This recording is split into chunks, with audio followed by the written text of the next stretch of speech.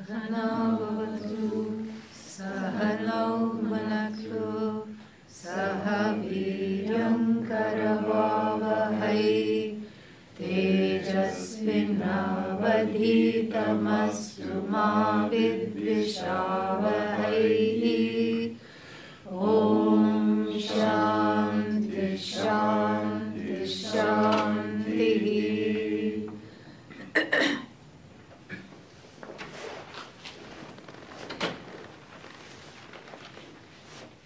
There are a few questions that this verse leads to. One is a very simple question and a valid question. Why on earth would I want to overcome hunger and thirst? In fact, that's the only thing I'm living for. Yeah, I'm not a mumukshu, I am a bhubukshu.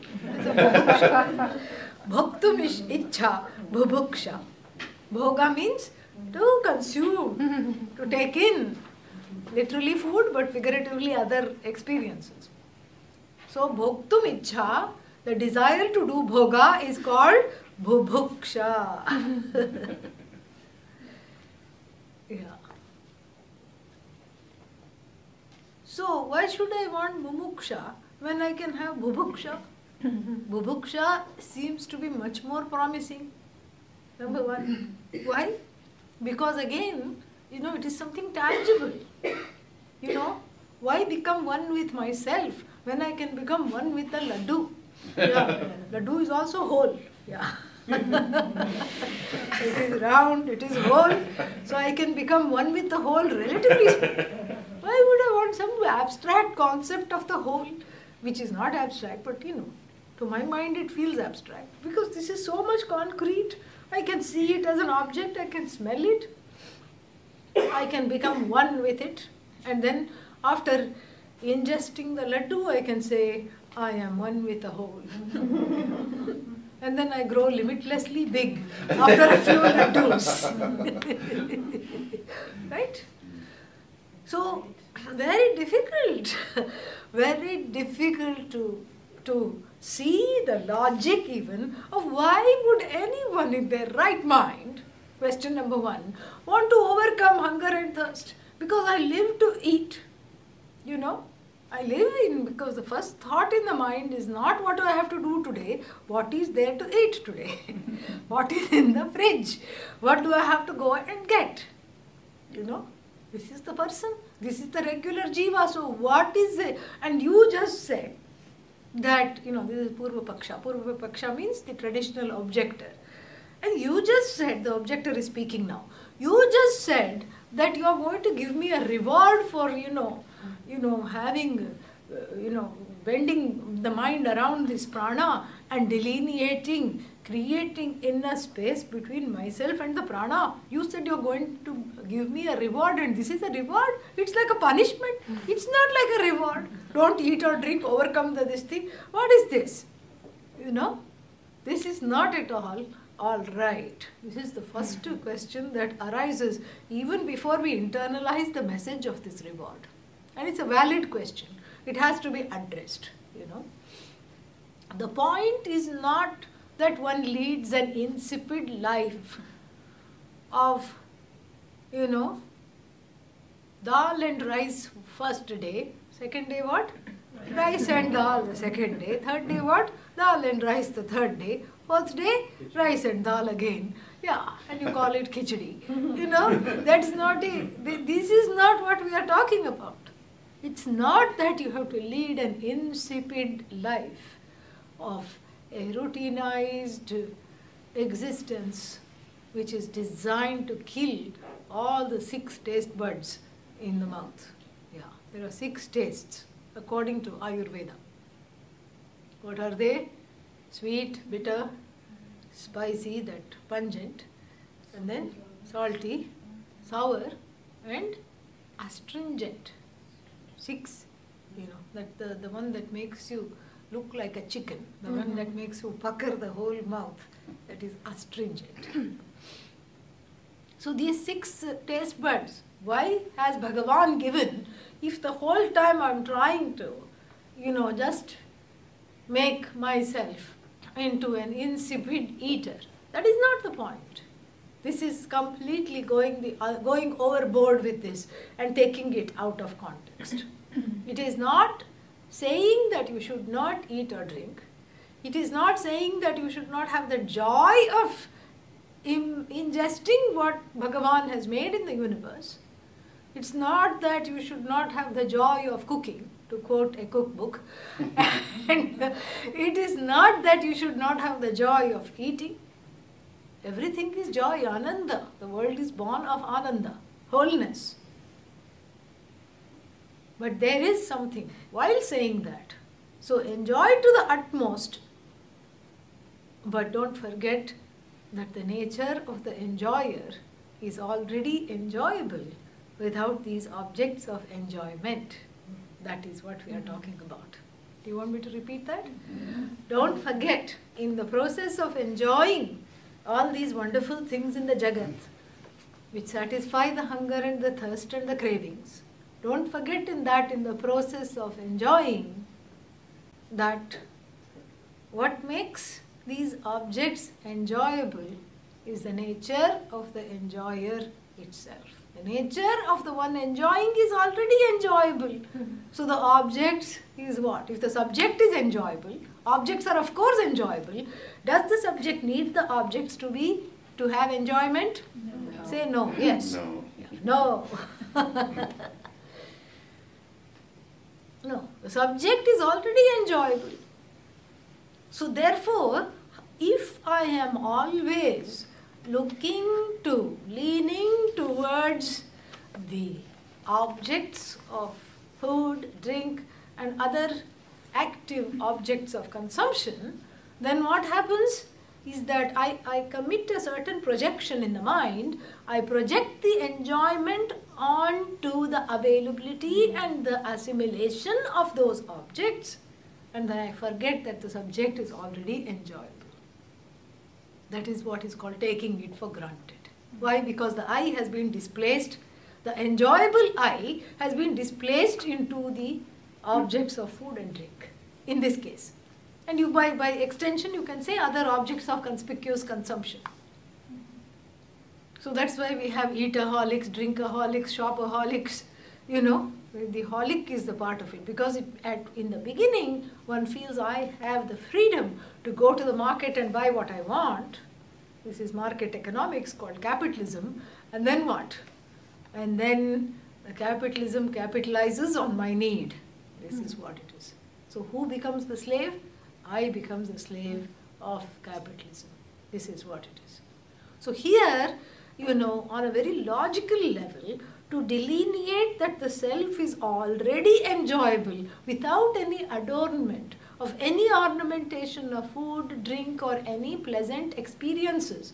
So I don't have to be the gatherer of pleasant experiences in order to buttress this self with enjoyment, in order to reinforce this self with enjoyment, because the self is what makes everything else enjoyable. That enjoyment rests with the self, which is as though projected in everything that is here. So the infinite self is the only source of enjoyment, and other finite sources of enjoyment depend upon the infinite self. Got it? Say yes. So therefore what? So therefore, the more I become a prey to hunger and thirst and, because it's not just hunger and thirst. Remember, we are not talking of needs. We are talking of wants here. And sometimes there's a very fine line. Yeah. We don't have to, read a book to say, oh, the body requires food for such sustenance. This is not some kind of a science book. I mean, we already know. This is a well-established fact. That if you don't drink, you will dehydrate. The body will dehydrate. You know that. If one doesn't eat, the body will emaciate. One knows that. This you don't have to read a science book. But the question is of a certain mastery. And as long as I know that the enjoyment already rests with me, then the food and the drink needs are relegated to the objective level of needs and not elevated to the subjective level of wants. When I say want, it is subjective. Because what I want is not what you want. Right? Yeah. But when I say need, it is universal. Think about that. Beautiful. Yeah. So when I say need, all beings need to breathe. It's universal.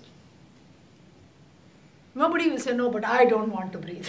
Nobody will say that. And then all beings need food for sustenance.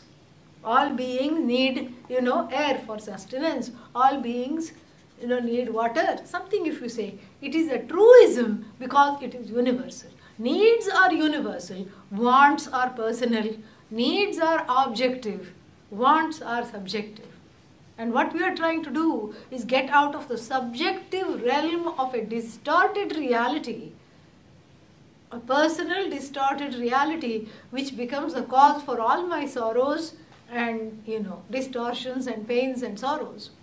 We are going towards an objective assessment of what this body needs. Yeah. So that is why the self-mastery is a very important way to have a mastery over this entire universe, because the entire universe is nothing but the self. So in order to gain universal mastery, you don't have to get a PhD in every subject and overpower every living organism and declare yourself the winner. No. You just stop waging a war over yourself. That is self-mastery. Yeah. That is what is called Swamitvam. Yeah. Swamitvam is mastery. Swami means master. So Swamitvam is self-mastery. And so that self-mastery becomes extremely important. And the baby steps to self-mastery, to attaining this self-mastery, starts with the delineation of needs and wants at the level of the basic food and intake and hunger and thirst. Because food is a very primal issue, and sometimes it is a karmic issue from many, many lifetimes. And food becomes a primal issue because everybody at one point or the other has, in childhood, has had some issues with being deprived of food or some delay in food, something like that. So there is a certain urgency around food and drink because they seem to be intimately, these are needs that are intimately related to the body. And since they are intimately related to the body and keep the body alive, and since the person in ignorance has transferred the I to the body, they have a certain personalized sense of I, connected to the food and the drink. I have to have this. But then we find in any religion, you look at the lives of saints in any religion, and you see the same mastery, running through all the religions, whether we are talking of fakirs, whether we are talking of saints, sant, whatever it is in any language, you see that there is this mastery. There is this beautiful mastery, there is a certain achievement of pushing the override button over these bodily needs and these pranic needs. And then one will be surprised as to how much elastic the prana is. Yeah. And this doesn't mean that one has to, fast until one is concave here. Or one has to, subject oneself to great tapas or austerities. No. We are talking of baby steps and practices. First, just think about delaying the next meal by 10 minutes. Yeah. Don't do it, just think about it. Don't do it yet, Just think about it. And then delay it by 5 minutes, 10 minutes, see what happens. Nothing will happen. And then when that has been mastered, think about, delaying it a little more. And sometimes, not having it at all. Oh, but there are all these notions associated, but if I don't eat at a certain time, something horrible will happen. Actually, nothing will happen. Because remember, You are really not sustaining this body. Who is sustaining this body? Deva, the self-effulgent Bhagavan, Ishvara. That is what is sustaining this body. So like I have said many times in this class also, if you are meant to eat, food will come. Yeah. Maybe not immediately. Little test of Shraddha may be required, but food will come. If you are meant to be alive, the body is meant to be alive, food will come. And so if I rest upon that, and when I rest upon that understanding that if the body is meant to be alive, I am not really in charge.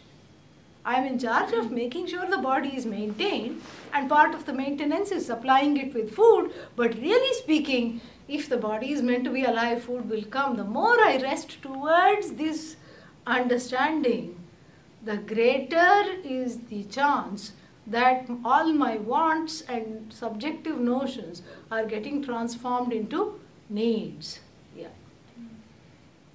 So this is the journey from making something into I want it to I need it. And it's very difficult because all the needs are transformed into wants, and they masquerade as, all the wants I am saying are transformed into needs, and they masquerade as needs. I need to have this. Ask yourself the next time that expression comes out, do you really need to have this? What will be the answer? Likely not. Yeah, likely not. And so therefore, that is why when we look at the lives of the saintly people, the Mahatmas, and when we see the Mahatmas, there is a freedom with regard to food and drink. Yeah, there is a freedom with regard to food and drink that is just beautiful to watch. It's not that they don't eat, it's not that they don't enjoy eating, but there is a difference. And that is something which is really wonderful to watch. So eating becomes, for the Mahatma, for the great souls, the eating becomes an act of a social service to keep the body going for other people who want that body to be continuing. It is so beautiful. Yeah. So when they eat, they do you a favor. Yeah. That is why it is called bhiksha, and that is why the giving of bhiksha is eulogized in the culture. Because when they sustain the body has been relegated to the level of this so much that you are identifying with their body more than they are identifying with their own body. Yeah. So this is what is very beautiful. And there is a great freedom in not being enslaved to having things a certain way, having things a certain time, having things, in a particular fashion at the same time in the same way. Because in the beginning, one feels like one is the master of one's choices, but very soon one becomes enslaved by those choices. So therefore, Kshut Pipasa, what did it say? What happens to the Kshut Pipasa?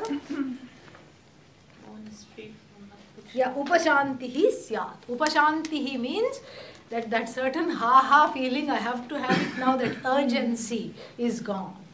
The resolution of urgency with regard to have food, and this kind of food, and right now food, and right now drink. Oh my God, I'm dying if I don't eat, if I don't drink. That urgency is gone. It's not that the food is gone. It's not that the enjoyment is gone. What is gone is that false level of urgency, which is a product of ignorance, and which is capitalized by the market economics, and which goes further to buttress and reinforce the urgency by saying you have to have these things, otherwise terrible things will happen. Yeah, and that's why Coca-Cola is deemed as what? The real thing. This is the real thing, If Coca-Cola is the real thing, we wonder what is mithya. Yeah, really. So therefore, there is a certain displacement in the advertising, so that you feel like without this one is incomplete, without this one is sick, without this one is, dependent, one is dependent on this. And Kshut Pipasa Upashantihi, Kshut pipasayaha upashantihi syat. Upashantihi syat means there is a resolution of this urgency connected to the subjective urgency of wants which masquerade as needs connected to the principle of food and drink. And what is this the reward of? The pranic separation. The separation of the prana from the I. The delineation or the space that I am not just the prana. I am the prani. Prani means dehi, the wielder of the prana. I am the one who wields the prana.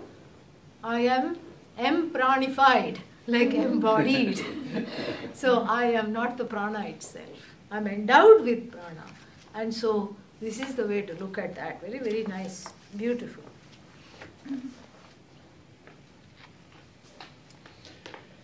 So I am not the prana, I am a prana sakshi. Sakshi means the witness of the prana. Deha sakshi, this is going to repeat for the few times. So sakshi means witness. Deha sakshi, witness of body. Prana sakshi, witnessed of prana. All right. Then, next one, 45. Mano nahamaham devaha. Mano nahamaham devaha. Manasakshiti nishchayat.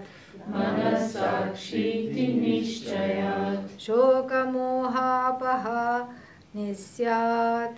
Shokamohapaha nisyat. Iti vedanta dindimaha. Mano nahamaham devaha. Mano nahamaham devaha. Manasakshiti nishchayat.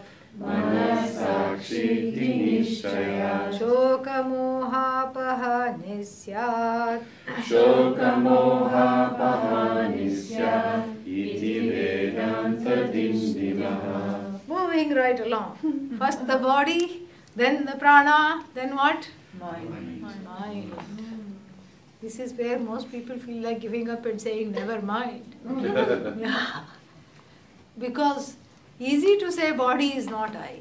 Little slightly difficult to say prana, hunger is not I, even though I frequently say I am hungry.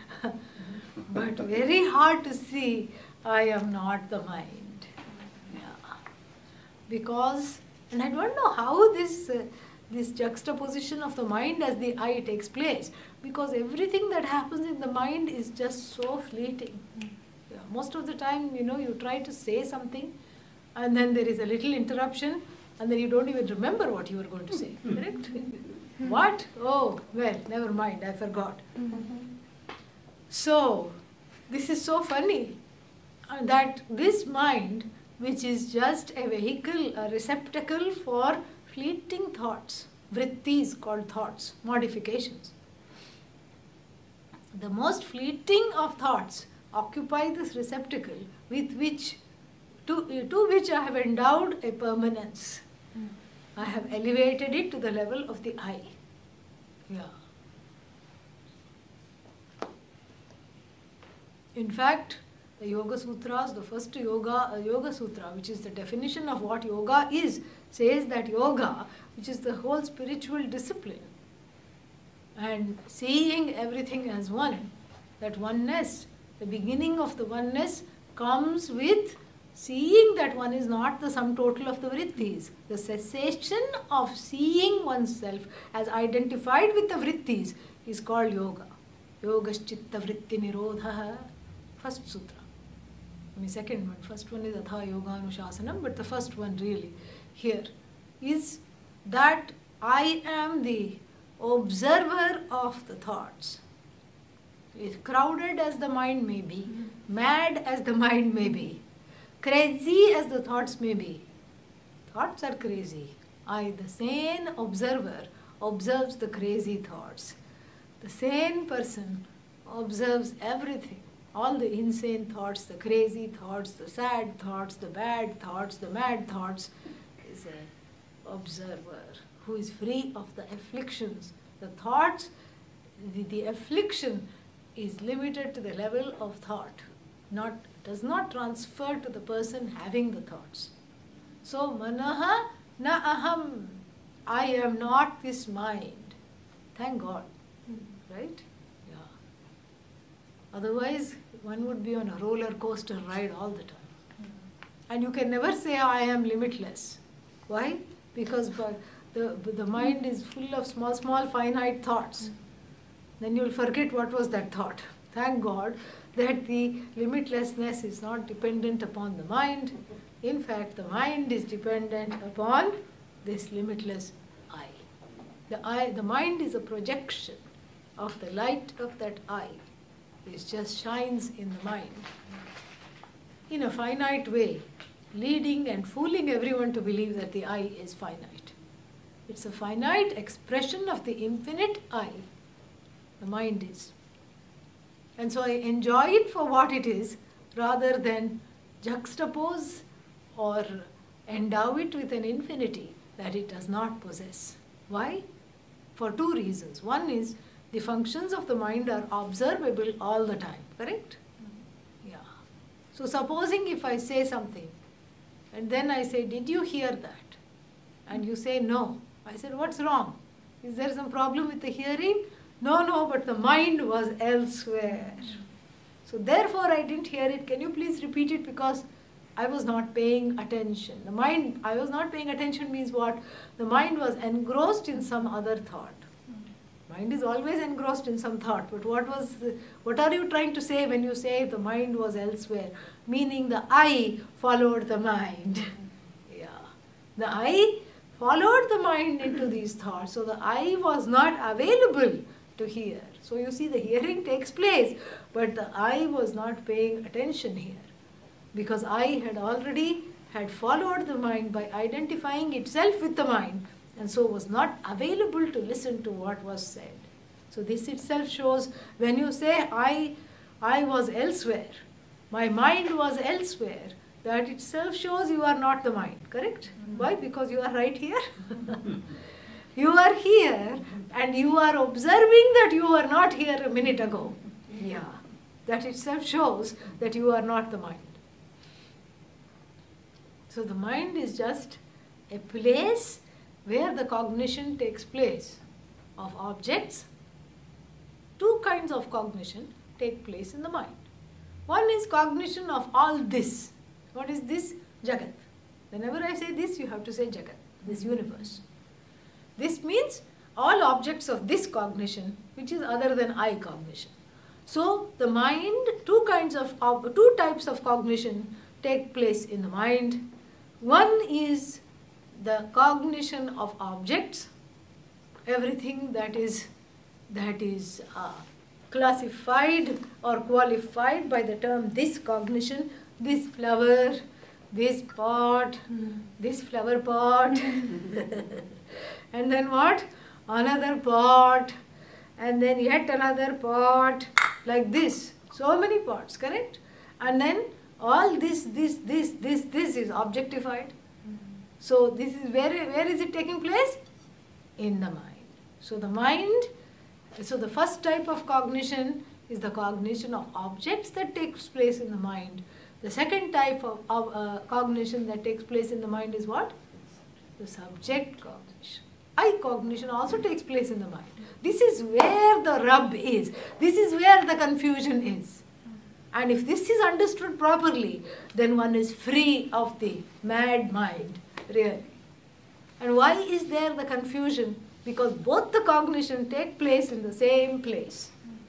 So there is no mental cognition and then dental cognition. There is only one cognitive faculty, which is what? The mind. And in the mind, all the objects are cognized, and in the same mind, the subject I is also cognized. But there is a difference. What is the difference? The difference is that in the cognition of objects, the mind has an active role to play. Why? Because the objects don't come to light. They have to be, brought to light with a means of knowledge deployed by the mind. Like, for example, the eyes. Eyes don't see. The mind is what makes the eyes see certain things. Go look what is there. And then, the nose starts to smell some nice food is coming. smell of food is coming. Oh, what is cooking? Go see, go find out. Oh, where is this melody coming from? Go look, go listen. So the mind backs the sense organs, and to smell the flower, to see the flower, to touch the petals, all this, the mind is actively there, employing various means of knowledge from the 5 means of perception, inference, etc. All this, the mind is actively engaged in producing the cognition of objects. So therefore, you can say that with regard to the first type of cognition, the cognition takes place in the mind and also by the mind. You can say that. Why? Because the mind is engaged in producing this cognition. The mind says, the sense organs are just the reporters. They just say, okay, there is something soft and sweet smelling and, looks like a rose. Oh, okay. Then the mind sends out a rose thought. As soon as it hears the word rose, a rose thought is sent out. And then what? The thought encircles the object and brings back the knowledge, yes, this is indeed rose. So you see, even the first cognition is a 2-part cognition.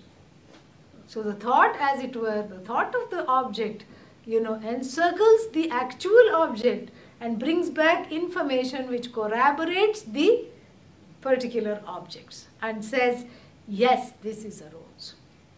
Then in the second cognition, which is what? I cognition, or the cognition of the subject as Satchitananda, as Satyam Jnanam Anantam Brahma, as the source of all existence, as that which is the source of all sentience, knowledge, and which is free of all limitations, of the nature of joy.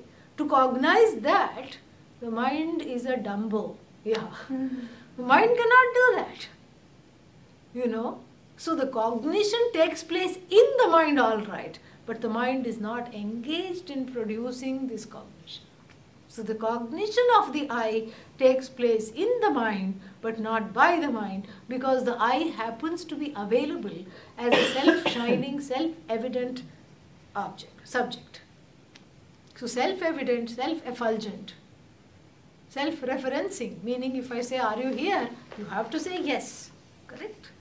So the I that never goes away, whose nature is described by a means of knowledge unconnected to the mind, and this is what the mind doesn't like. Because the mind has no say over this means of knowledge. It is a revealed means of knowledge that comes from outside the mind for the mind to light up with the knowledge that what I thought the I was, the I isn't.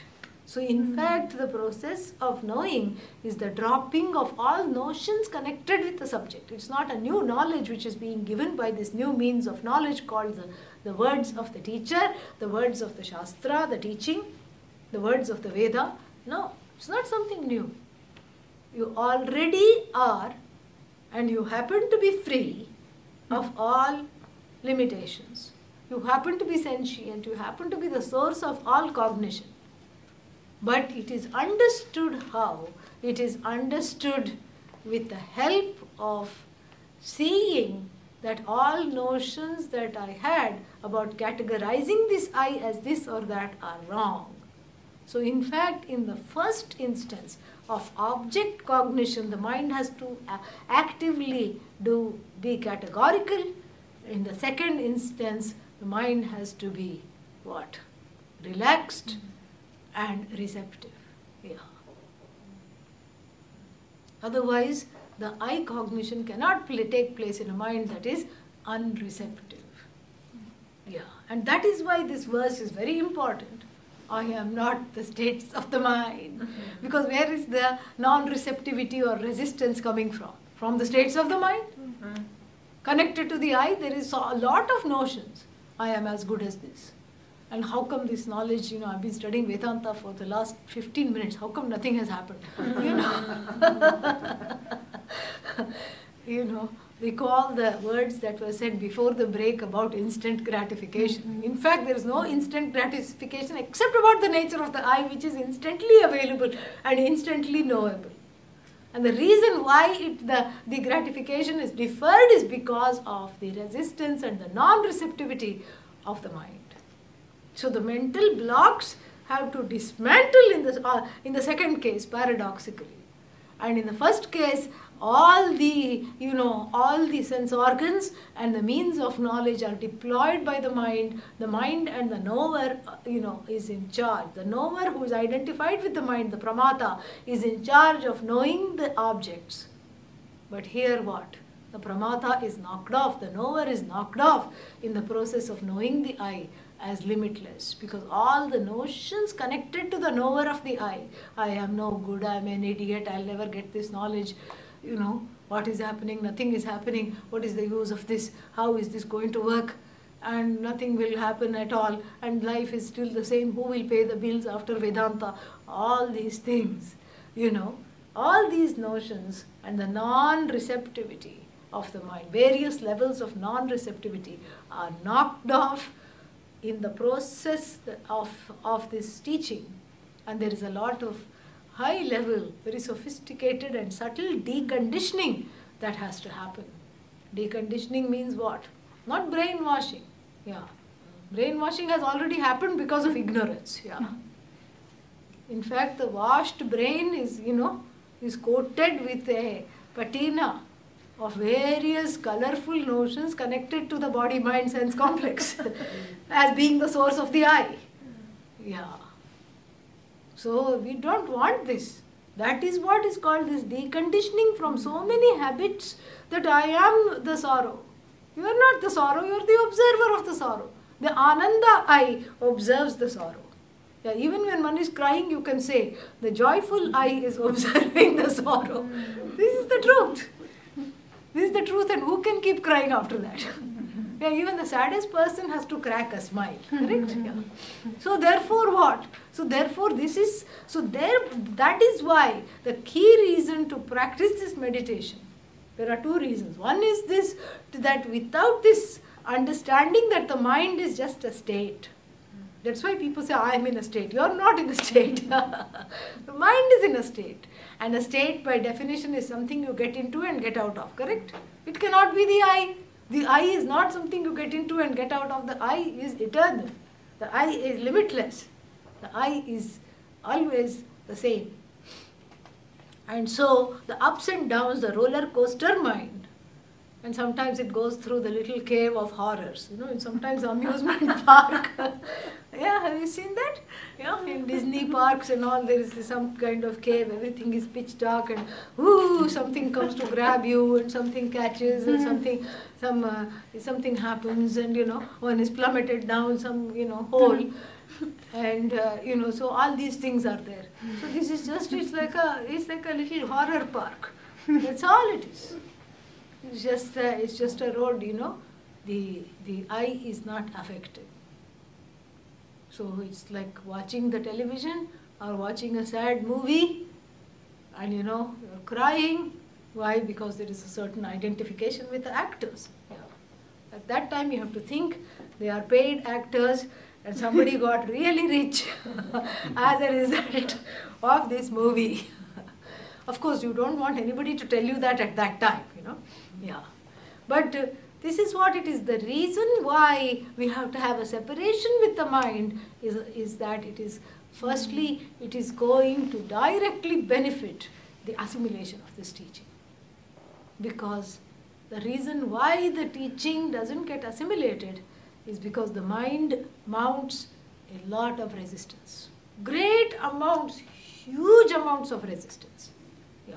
Why do I need to learn it from a teacher? Why can't I read about it? Already one conditioning. Other people have, they always give exceptions. Ramana Maharshi got this without studying. How do you know? You followed him and found out he never studied. That's not, and even if supposing he got it without studying, there is a perfectly good explanation. In the last life he studied. That's all it is. And also, let us say, forget last life, let us say he got it without studying, it's an exception. Don't quote the exception, quote the rule. Yeah. Quote the rule. What is the rule? You have to see the rule. Oh, then why I have to, study? Why I have to do this? Study is okay, but why I have to do seva? This is another thing, Then why I have to, do all this? Study is all right, but why I have to do these other things connected to that? Well, those are recommended so that one lets go of the mind, So the devotion is recommended so that the mind just melts and merges with that which is the truth of yourself, which is enshrined as Ishvara, until one knows, really. After one knows, one is that. So why do I need devotion? Why I need kirtan? Why I need bhajan? Why I need seva? All these are what? Conditioning. Notions connected to the I. Notions connected to the mind. Pet peeves and pet notions that one doesn't want to let go of. And that is why, no matter how avidly one listens, there are certain blocks. The hurdle race, all over again. Back to that same metaphor. So therefore what?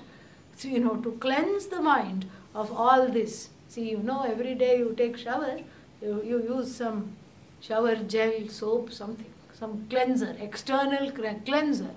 What is the internal cleanser? The internal cleanser is to see, I am not the mind. Is to repeatedly say that. How do I do that? You do Nama Japa. You just take and say the mantra. Om Namah Shivaya, anything. You keep saying that. That is the mental soap that rids the mind of residues built up over the lifetimes. And so this knowledge is nothing but deconditioning, because the mind really doesn't have an active role to play. And the mind is used to being active, it doesn't know how to be receptive. So we train the mind to be receptive and to say, all is well. And the Sanskrit word for all is well? Sthane. Can you say that? Sthane. Yeah. So anything you don't like, sthane. Anything that is disturbing to the mind, sthane. Anything that is, you feel like reacting, before you react, what you say? Sthane. And if you say sthane many times, you won't even feel like reacting. You will respond if it's needed, that's different. You will have a space. So you get to a place of acceptance of the universe, and then the acceptance of the knowledge is just simple. Yeah. Self-acceptance is simple when you accept Ishvara, when you accept everything as is, as how it is meant to be. So you grow your arms and embrace the whole Jagat, and self-knowledge comes easily to the person who embraces the Jagat. To embrace the Jagat and see everything as an act of Bhagavan, as extremely infallible, as extremely how it is needing to be, is a way of training the mind to get over its resistance. And here again, I have a battle between how it is and how I want it to be. This is the constant battle in my own life and sometimes in the lives of others. Already in one's own life, one doesn't, have what, one is not able to make one's life as one wants it, correct? And so therefore, what do? Start meddling into the life of the next generation. Yeah, in-laws, son-in-law, daughter-in-law, son, daughter, grandchildren. You make them into what you could not be. This is a human tendency. And this level of control comes from non-acceptance. Whenever there is rigidity and control, there is non-acceptance. And so one becomes like a worn rock. The waves keep crashing, like you see in the Pacific Ocean. This happened one time to me, and I had gone and seen a rock when I first came to this country, and it was a small rock, very jagged. And then I went sometime last year, and I saw the same rock. It had become a Shivalinga, smooth. Yeah. The waves crashing, crashing, crashing, crashing, crashing, had smoothed it out. Same thing happens to the Shivalingas found at the bottom of the Narmada river. The mother Narmada, shakes them about with her undercurrents. And this river, and the river rock, which is full of angular personalities, like the angular personality of the human being, full of raga and dvesha, which is again have deep-rooted place in the mind are just smoothed out by learning, growing into an accepting person. And then one becomes nothing but Shiva. That's what it is. Very beautiful. Shiva means auspicious. Shiva means the one who doesn't have any objection, whatever, And so this is the level of receptivity that is required to assimilate this teaching. And one has to work towards it. And working towards it also helps give other wonderful effects and wonderful presents in terms of developing a non-reactive, receptive mind. And you grow into someone who is a joy to be around. Yeah. You don't want to be around someone who's like a wet cloth, right? Yeah. Someone who is always slightly damp and, carries a personal rain cloud and is just a wet rag, and then, you are having a good day, and then, they say, what? Why are you so happy? What did you find? That's so good. What is the great thing today? Nothing, yeah. But at least it is sunny. Yeah, now it came out. Sun. All this time it was looking like winter. This is this is June. This is how it is supposed to be at the end of May.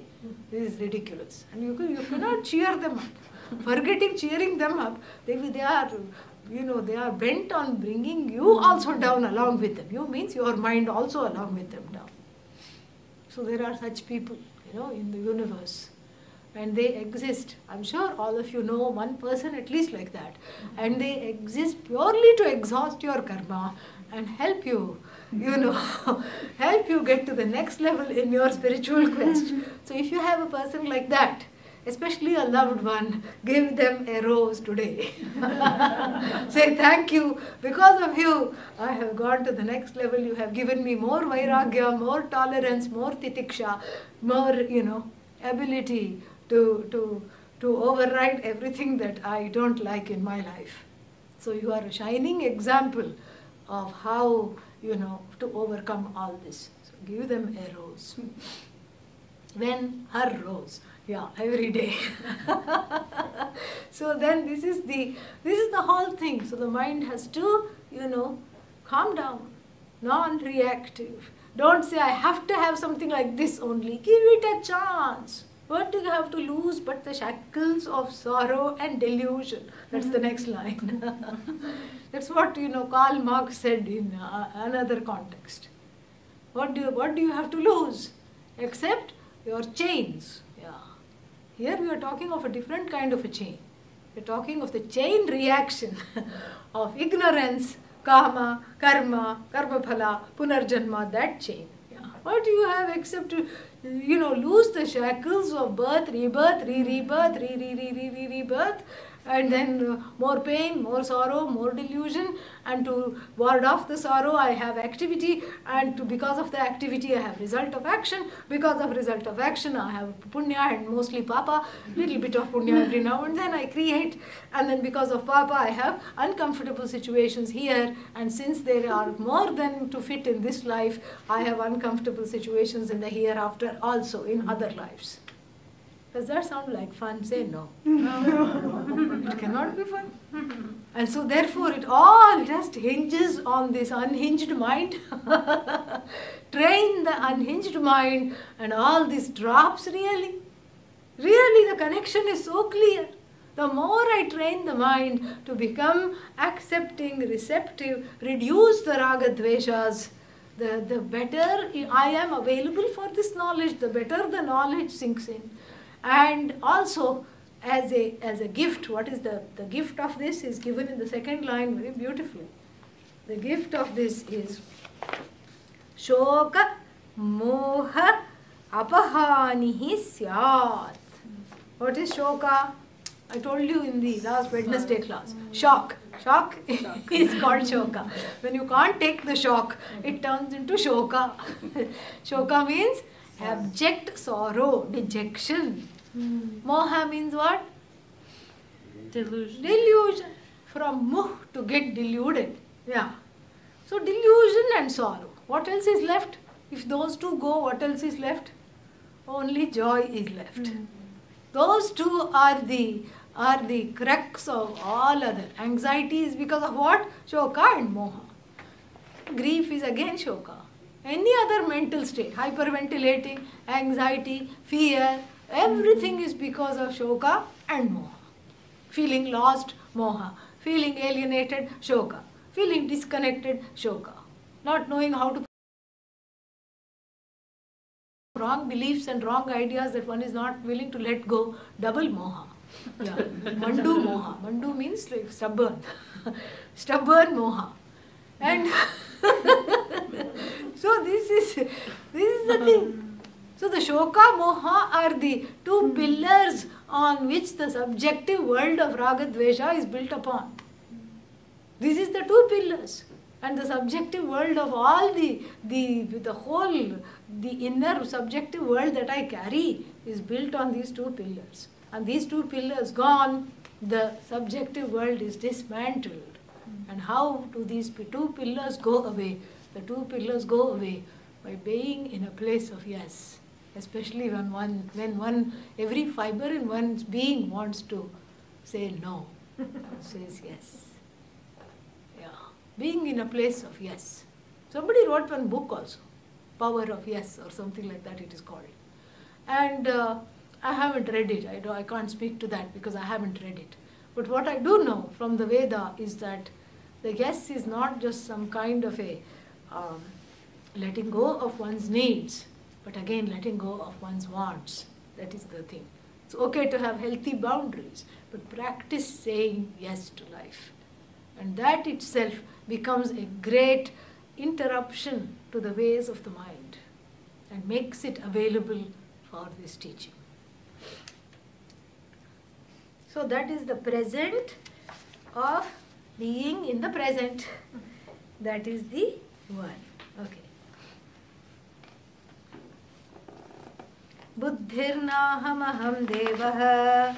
बुद्धिर्नाहमहं देवः बुद्धिः साक्षीति निश्चयात् बुद्धिः साक्षीति निश्चयात् कर्तृभावनिवृत्तिः स्यात् कर्तृभावनिवृत्तिः स्यात् इति वेदान्तदिन्दिमः बुद्धिर्नाहमहं देवः बुद्धिर्नाहमहं देवः बुद्धिः साक्षीति निश्चयात् बुद्धिसाक्षीति निश्चयात् कर्तृभावनिवृत्तिः स्यात् कर्तृभावनिवृत्तिः स्यात् इति वेदान्तदिन्दिमः.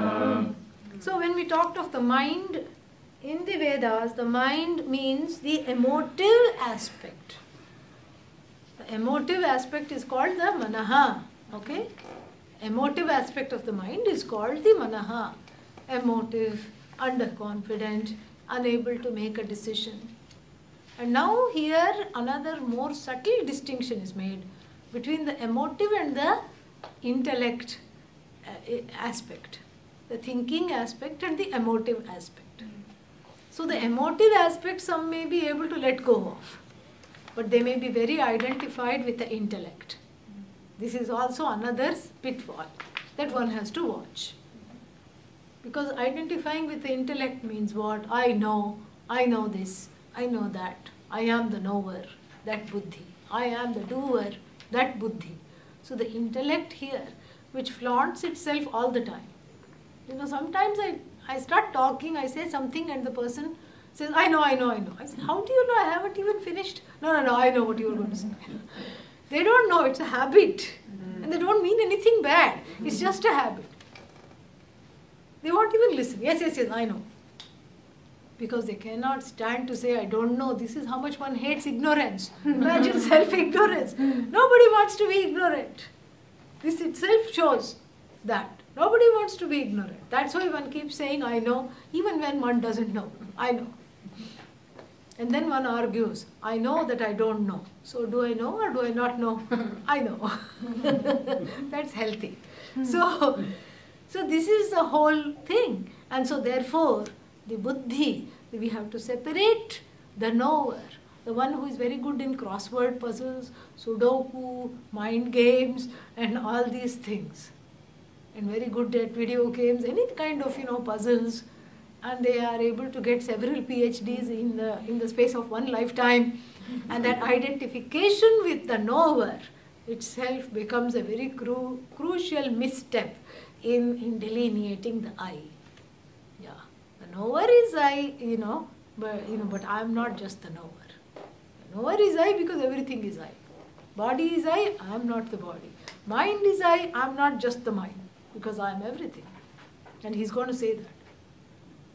Knower is I, Atma. Atma is not just the knower. And and so therefore we have to see this, and that's why the buddhi is mentioned separately. Because with the mind, the emotions, one has the feeling of being targeted and victimized because of the shoka and the moha, the sorrow and the delusion. So when one is feeling sorry for oneself, is one an agent or a victim? Does one feel like an agent or a victim? Victim, naturally. So when one feels lost and deluded, one feels like a victim. The word for the victim is bhokta. So getting a space from the emotive aspects and learning to say yes and learning to objectify one's emotions gives one freedom from victimhood. Okay, that is one hood knocked off.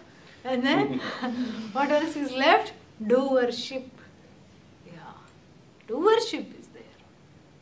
The agenthood is still there.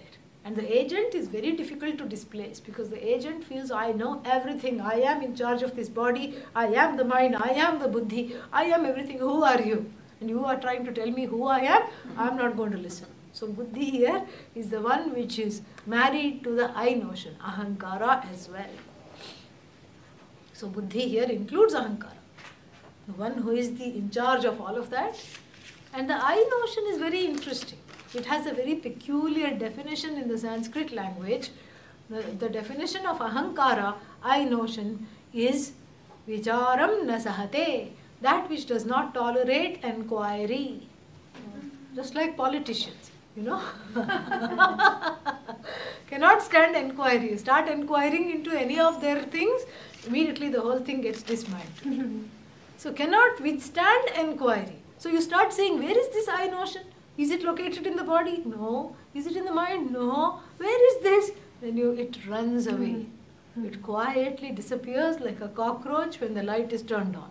It just shimmies away somewhere to hide in the darkness and come out and trouble you again when no one's looking. This is what it is. So the buddhi here, the one who says, I know everything, that also needs to dismantle. And here the dismantling is more a proverbial dismantling in the term of taking space. So I am not the intellect, I am the observer of how smart I am. Don't say that. That was a joke. So, yeah, I am the observer of cleverness. I am not clever. When you say I am very clever, I am very smart, that means what? It's a setup for more shoka and moha. And more feeling that I am the doer and I can never do anything right because the guilt. Because when we disengage from the mind and got some space from that emotive aspect of the mind, we got some space from feeling like a victim. And here, you get some space from feeling, like a doer. So earlier you got space from feeling of hurt. Here you get space from guilt because doership is inextricably wound with guilt. Yeah, because you feel like I am not okay. I don't do anything right because I am not okay, and I am not okay because I don't do anything right. You see, the two are interlinked. I always make mistakes. I am in fact one big mistake. Yeah. And that's why certain theologies who say that one is a sinner, one is born a sinner, don't help with this. They don't help. And the reason they don't help is because one already feels bad about oneself. And to feel like one is missing something and one is something wrong, even from birth one is wrong. It's very sad, And so therefore that is why what we say is this, that this feeling of being attached totally to the sense of myself as a doer creates problems of guilt. And therefore I practice by allowing myself to be the witness of the doer, of the doing, not identifying with the doing. See myself as a vehicle of the doing. And how to do that? By dedicating everything I do as karma yoga to Ishvara. Just say, I'm doing this in your name. I'm not doing this for myself. That's a very good habit to say that. Make me an instrument of your work. This is there in all religions. Make me an instrument of your work. Let me be your hands and legs. Let me be your instrument. Carry out whatever needs to happen through me. Not by me, through me. So the I already is gone and joined a larger, the laws of the universe, Bhagavan, Ishvara, and so there is less of doership. And when there is less of doership, more sanity, less guilt. Because if the outcome doesn't turn out properly, then you say, Bhagavan didn't want it.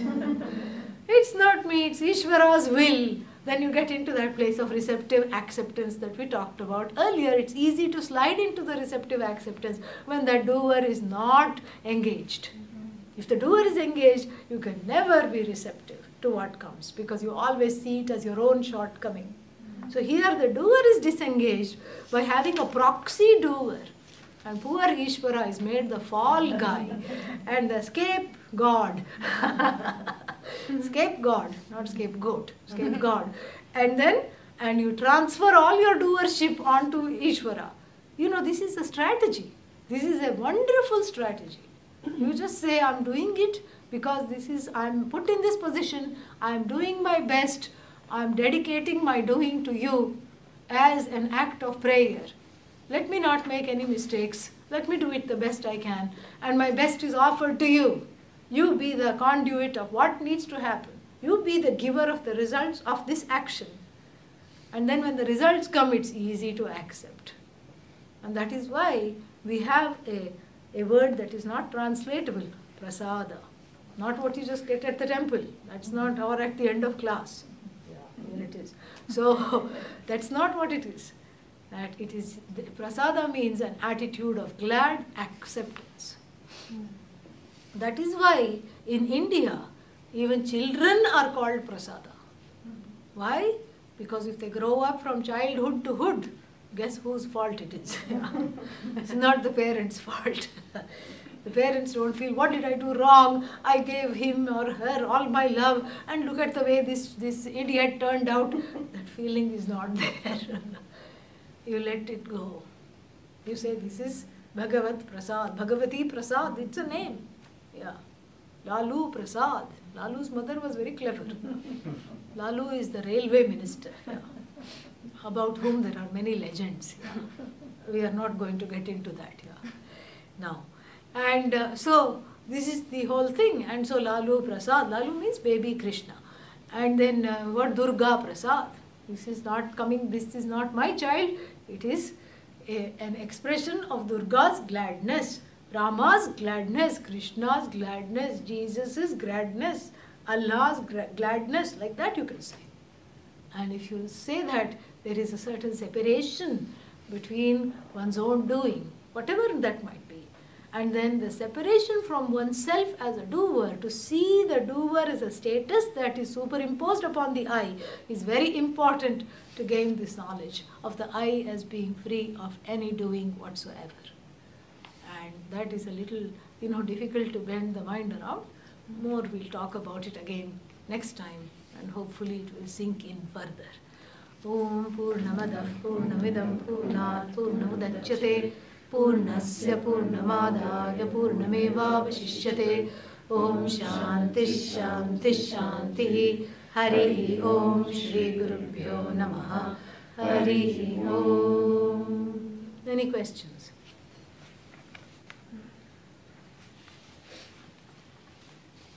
I have a question in regard to Sanskrit. When does manas or other words change to manaha with the visarga? Manas becomes manaha when it's declined. Yeah. Thank you. Manas, manasi, manamsi. And then when it is declined further, manaha is the sixth case of the mind. Yeah.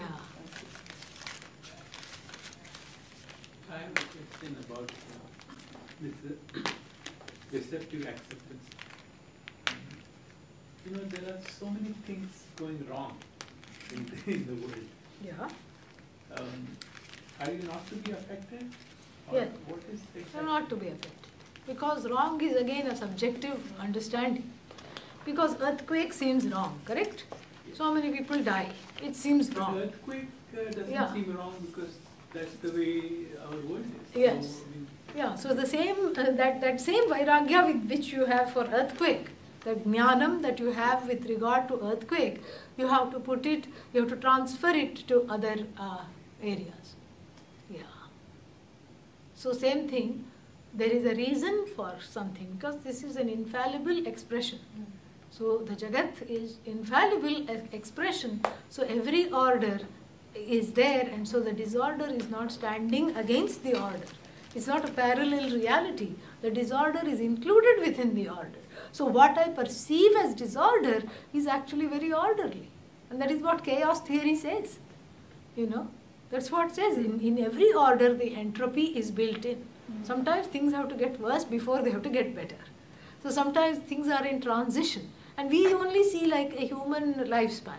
Oh, in the last 80 years it's horrible. In the last 100 years things have gotten worse. But we don't see the long durée, the whole universe and how it is projected, how it is there.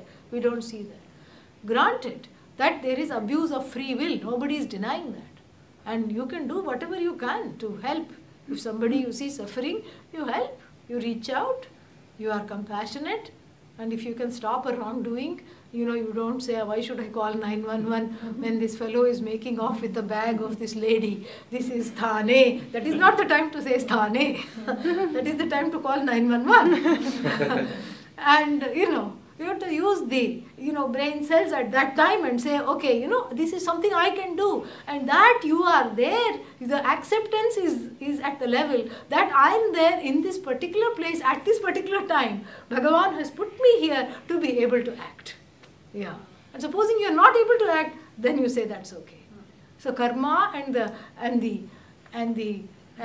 glad acceptance is not at the level of making one apathetic or making one, take in all kinds of abuse and everything. That's not the point.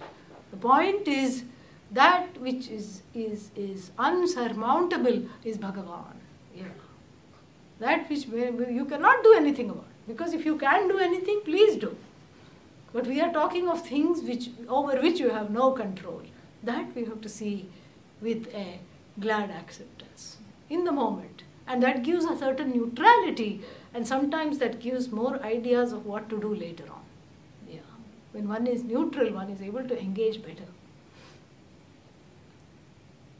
Also, the next thing said, do the best you can. Yeah. But there is always this question of how much should I put in? I mean, Yeah. because there is really no limit to how much effort you can put in. Put in everything. Yeah. Don't keep anything. Then you have done your best. Yeah. Because if you hold back, there will be regrets. So when you haven't held back, but you have been held back by forces that are insurmountable, then that is Bhagavan's will. Then that is Ishvara. Ishvara means the law that is operating. The law of karma, the law of so many things. The law of karma usually. So that means it is insurmountable. That which is insurmountable is inevitable. That which is inevitable is Ishvara, is infallible. That which is infallible is Bhagavan. And that Bhagavan is you. But in order to understand that, this gap between the one that is flailing for an understanding, which is operating as though it is a victim of all these laws, and the maker of the law, that gap has to be bridged at the relative level with devotion and surrender. And the devotion is as, and the surrender is as though, because really you're not surrendering to anything outside of yourself. You're devoted to the truth of yourself. But until you know it, the devotion, the surrender, the prayer, the worship, they help to buttress this and see the truth of oneself. because they help, it helps the cessation of this duality, because it bridges things on the relative level. Otherwise, Vedanta remains this airy-fairy thing right here, I am everything, only when I am asleep. When I am awake, don't talk to me. Don't talk to me about Vedanta. Yeah. So this is more of an integral practice, how to integrate the knowledge how to bring it on the level, assimilate it on the level of the day-to-day. Yeah, and the assimilation itself makes the mind more receptive to allowing more clarity to sink in. Yeah, so one grows in clarity. Other questions? Yes. I'm curious about urgency and that feeling that seems to be a thread through all of those different aspects of mind and emotive state, and how to best practice deferred gratification. Yeah. You give yourself an extra reward if you can hold off for longer. It seems counterintuitive, but it really works. Yeah.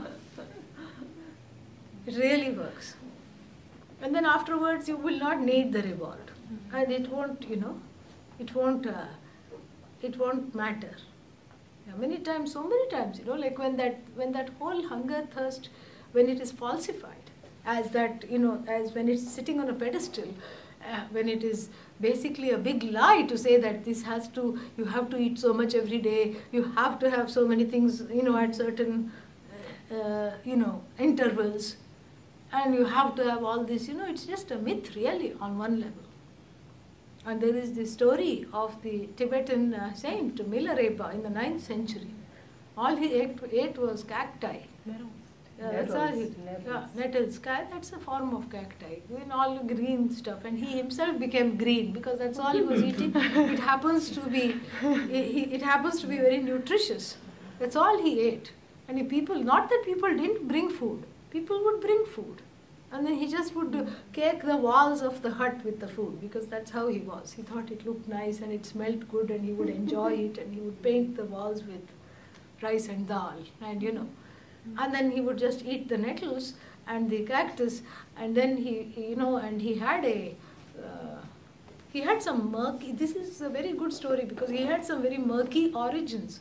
When he was small, he had inevitably somehow become an intern to his uncle that performed bad magic. And so he had, burnt up the fields of people and caused drought and caused all kinds of problems, so much so that he did not know how to spell D of dharma. What is correct, he did not know. And then somebody said, oh, there is this great teacher coming to town and you should learn, and what are you doing? You're doing all these horrible things.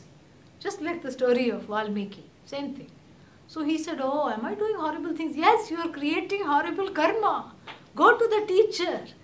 And you have to bow to the teacher and learn the ways and stop doing all this magic and all this business, he was told. And then he said, okay.